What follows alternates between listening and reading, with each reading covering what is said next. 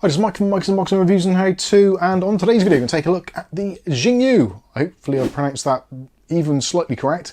The Jginyue B650i Night Devil. I always try and call it Nighthawk for some reason. Maybe an 80s throwback. Anyway, I digress.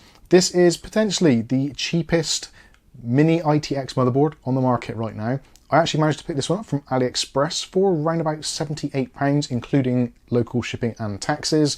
It was, I think it was about 65 plus taxes. So yeah, depending where you are in the world, you may pay a little bit more, a little bit less. I'll put some affiliated links in the video description so you can check it out for yourselves, and maybe you might want to pick one up. But if you do, bear in mind there are risks involved. So this is not an unheard of brand. They are starting to be seen in more and more places online, especially obviously some of the retailers such as AliExpress, and a few YouTubers have covered them already in significant depth. So I figured I'd get one, see what it's like and see what it's all about. Now, I'm actually going to be using this in a little mini ITX build that I'm doing based all around the Ryzen 5 8600G. So this isn't a particularly powerful processor, and I would strongly suggest if you are considering using a very, very high-end processor in this platform, then obviously do bear in mind this is a slightly unknown brand. Potentially the VRMs aren't going to be quite up to it, and there will be some throttling for some of those 16-core processors. And there are very minimal fan headers, so trying to keep it all cool as well could potentially be problematic. So just bear in mind, this is cheap. It's not necessarily an absolute bargain, but it is a cost-effective way of getting on the AM5 platform if you don't have a lot of money, and if you want to use ITX. Now, I should say at the moment, at the time of recording, this is the beginning of November 2024. The next nearest kind of similarly spec'd board that you can pick up at the moment is one from Gigabyte. I'll put some details on the screen for that, and I'll actually link it in the video description as well, which is about £130 to £140. So kind of getting on towards double the price. But is it worth paying double for a well-known brand, potentially better BIOS support and also software support? That's going to be down to the individual. So those are some of the risks that you have to kind of take on board with this. You are kind of taking your life in your own hands.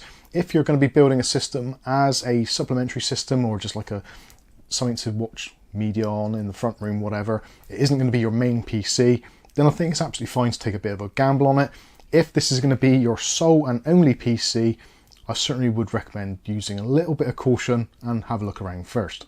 So with that massive disclaimer out of the way, let's take a look at this board and see what it's got, what it's all about, and I'll give you some recommendations as well, and also some quirks that I've picked up along the way.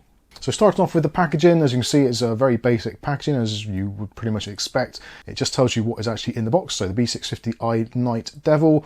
At the bottom there it says it's a B650 chipset supporting AMD Ryzen processors with M.2 sockets, supports DDR5, also has a Type-C connection, and interestingly says it supports Open RGB, which this actually does have addressable RGB ports on it, which normally if you're buying a motherboard and you're trying to control your RGB, it would be done through the motherboard's own software. Now they do actually have some software of their own on the website which you can get, which I think is just a custom version of Open RGB. Not entirely sure, I do need to look into that a little bit further, but alternatively you can use this with things like Open RGB, or potentially even some of the other things like Signal RGB as well, some of those open source type softwares. Also it says on there it supports HDMI and DisplayPort, which again, if you're going to be using this with a APU, that's going to be great news for those type of people that maybe want to hook up to a TV or potentially want to pick up to a monitor.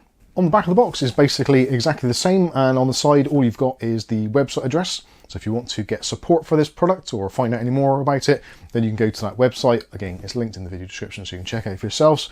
And spoiler alert, there's not a great deal there. It's basically some pictures, some poorly translated text, and minimal support and drivers, which again comes back to what I said earlier. You are kind of on your own somewhat with this. But luckily though, this is using the AMD B650 chipset, so when it comes to actual driver support, as long as AMD are still supporting it, then you should be absolutely fine. This does have a combination of AMD chipset and also Realtek components, so Realtek drivers, very easy to get hold of and generally are available via Windows Update. So you have a Realtek RTL8125G 2.5 gigabit Ethernet port, and also there's the Realtek RTL897 audio chipset.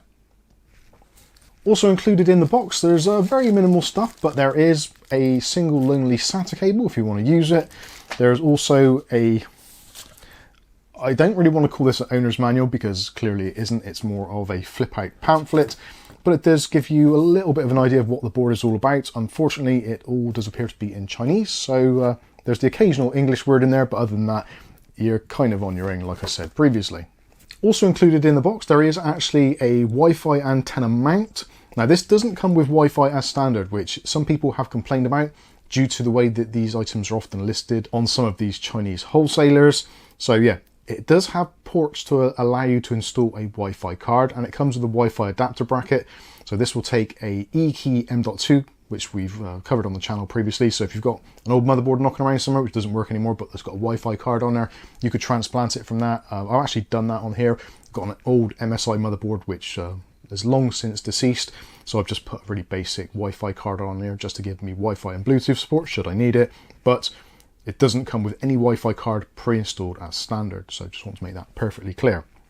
So let's take a look at the connectivity and see what's going on. So we'll start up in the top corner, and actually the heatsink on here does appear to be absolutely huge, and considering the VRM setup on here, it's actually not too bad at all, and in my testing has been absolutely fine, although like I said, I'm only using an APU. If I use anything higher end, then it might be somewhat problematic, but for my uses, it's absolutely fine. In the top corner, you've got an 8-pin EPS connection, which is absolutely fine. There's no point having additional connections for more power on this sort of board. This is going to be absolutely great. There is also a little connector in the top there, which you can just about see. I was a little bit concerned because I couldn't find the CMOS battery, but the CMOS battery is pretty much a custom one. So there's a little header on the top there, and the CMOS battery is actually kind of velcroed to the top of one of the ports, which is hidden underneath this shield. So yeah, it is in there. I think I've got some B-roll of this somewhere floating around, so hopefully I'll be able to show you that. The heatsink itself is fully finned as well, so rather than being just a slab of metal, it is actually finned all around, so aiding some of that heat dissipation, which is pretty decent. The socket, as you tell in the middle, so AM5 socket, this will support up to Ryzen 9000 series processors. The latest BIOS does incorporate support for the 9800X3D. So that is all support on there should you want to. And actually, interesting fun fact, even though I just got it in November, this board supported the 8600G straight out of the box without needing a BIOS update. So put it straight on and it worked straight away. So that's great news.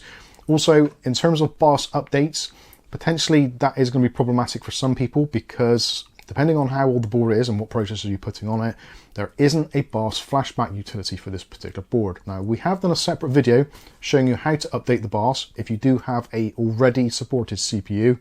So your mileage may vary depending on the serial number on the motherboard. That will give you some indication of when it was produced, but otherwise, kind of really you're going to want to have a 7000 series processor on hand just in case. So do bear that in mind if you're planning on buying one of these. Again, one of those little risk factors.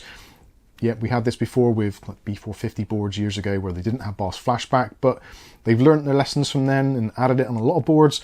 Bizarrely on this one, there is a button on the back, but it's only for CMOS reset, which is a little bit unfortunate, but it would have been really nice to see that with the BIOS flashback and also a proper BIOS flashing utility. Anyway, moving on from that. So socket-wise, yeah, it's going to support pretty much every processor. Obviously, like I said, do temper your expectations in terms of performance because of the limited VRM and also the small nature of the board.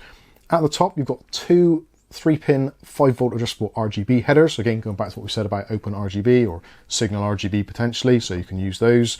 Moving across, there's two fan header ports. Now that is all we've got on this board. So again, temper your expectations. One's going to be obviously for your CPU. You could, if you want to, daisy chain that and maybe put other fans on or get a splitter or a hub of some sort. We've done loads of videos on those, so maybe I'll link a couple of those in the video description as well if you want to check those out. But basically two. So chassis fan header and a CPU header. So if you're thinking of doing water cooling, again, unless you've got a pump on your AIO, which is able to be controlled without plugging into a motherboard, then potentially you're going to be in a little bit of a stuck position. Anyway, moving on to the RAM. So RAM slots, two RAM slots. This will support up to 96 gigabytes of RAM, and RAM speeds wise, they're saying on the site somewhere around this kind of 64,000 mega transfers.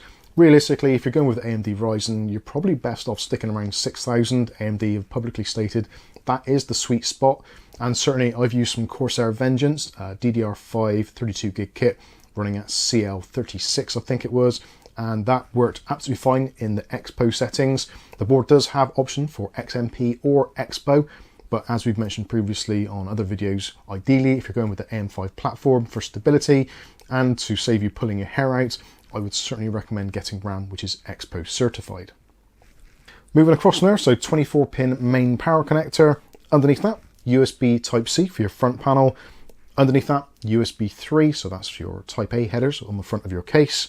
Just behind that, you've got your I/O, front I/O panel, so that is for your reset switch, power switch, hard drive LED, etc. Color coded as well, and if you can't quite see it or you're colorblind, there is actually silkscreen instructions just above the RAM slots there telling you what to plug in where, which is kind of nice, which is something we don't see on actually quite a few boards these days, especially smaller ones. Moving down, you've got 4 SATA ports if you want to hook up some SATA ports. Maybe you want to use this as some kind of RAID array or some sort of home NAS, possibly a good candidate for that. Underneath that, so we've got our PCI Express slot on the bottom, so PCI Express Gen 4 x 16, and there's a little clasp on the end there to hold your graphics card in place, and also there's an armoured slot as well to prevent it being damaged. Underneath that, in the most illogical place possible, there is actually a diagnostic LED, which is the same as the ones you've seen on probably MSI boards and others. So it's got CPU, RAM, GPU and boot. So you can go through, if for some reason your system's not booting, you can check out the diagnostic LED and see what the problem is. That is a great addition. It is expected these days on motherboards, I think, but yeah, it's nice to see it included anyway. Moving up from there, so we've got an M.2 slot. So this is PCI Express Gen 4 x 4. There's also heatsink on top and bottom, and the thermal pads are pre-installed, so just remove off the film. A couple of screws on there. Some people complain that the screws are really hard to get off. I found them absolutely fine with an appropriately sized screwdriver, so you have no issues there. It's just a little bit fiddly to get it lined back up again, so make sure that the kind of screw holes are lined up after you've put your drive in, just to make sure you don't have to kind of twist it and then move your thermal pad, which could prevent some of the cooling.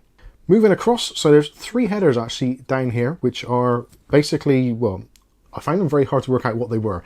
So after getting a magnifying glass out and closer inspection, so the one on the left hand side is your front panel audio output for that RTL 897 chipset, and next to it, bizarrely, there's 2 USB 2.0 headers, which I don't know why they're on there really. Most cases these days might have a pair of USB ports.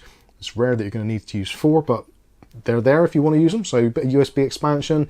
Maybe if you're using a NZXT CPU cooler, ones that plug into the USB ports, then that might be beneficial. But I was hoping maybe some sort of serial port or something, but no, they are 2 USB 2.0 ports, so giving you 4 in total off of those headers.